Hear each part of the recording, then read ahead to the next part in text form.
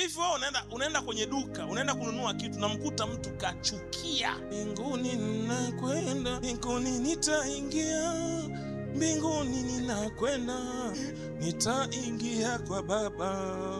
Unasemaje? Nimekuja kuulizia naweza nikapata sigara.